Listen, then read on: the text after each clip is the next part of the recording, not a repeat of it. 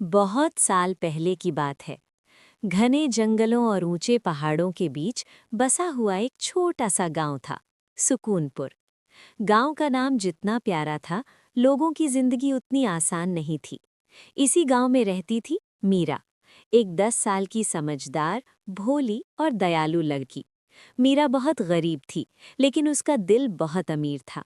उसके पिता लकड़हारे थे और माँ बीमार रहती थी। मीरा रोज माँ की सेवा करती, घर का काम करती और खाली समय में किताबें पढ़ने का सपना देखती, लेकिन उसके पास अपनी कोई किताब नहीं थी।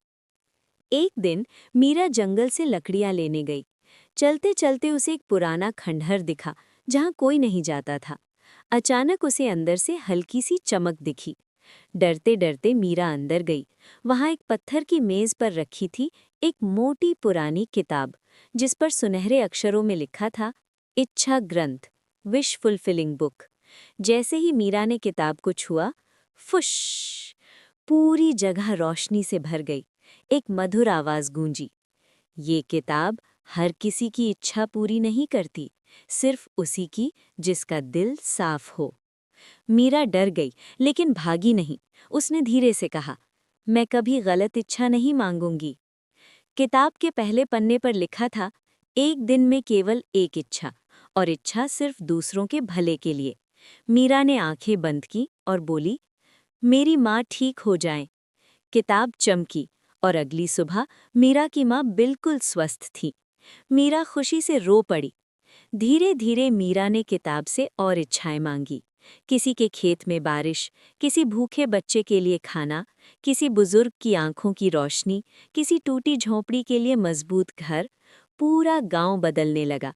लोग कहने लगे, कोई फरिश्ता हमारी मदद कर रहा है। लेकिन हर कहानी में एक अंधेरा भी होता है। गांव का सबसे अमीर आदमी, सेठ विक्रम, सब कुछ देख रहा था। उसे पता चला कि मीरा के पास कोई जादुई चीज है। उसने सोचा, अगर वो किताब मेरे हाथ लग जाए तो मैं पूरे राज्य का राजा बन जाऊंगा। एक रात सेठ ने मीरा का पीछा किया और किताब छीन ली। सेठ ने किताब खोली और चिल्लाया, मैं दुनिया का सबसे ताकतवर आदमी बनना चाहता हूँ। किताब कांपने लगी, पन्ने काले हो गए। आवाज आई, लालच की इच्छा का अंजाम खतरनाक होता है। अचानक सेठ पत्थर का बन गया और किताब जमीन पर गिर पड़ी। मीरा दौड़कर आई और किताब उठाई। आवाज फिर आई, अब आखिरी इच्छा बची है। मीरा सोच में पड़ गई। उसके पास खुद के लिए कुछ मांगने का मौका था, लेकिन उसने कहा, इस किताब की ताकत खत्म कर दो, ताकि कोई इसका गलत इस्तेमाल न कर सके। किताब चुप हो गई और धीरे धीरे राख बन गई।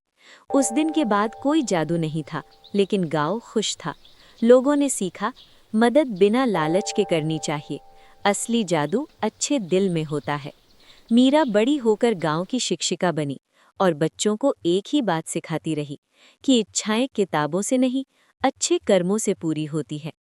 कहानी की सीख, लालच विनाश लाता है, सच्ची खुशी दूसरों की मदद में है। अच्छाई सबसे बड़ा जादू है।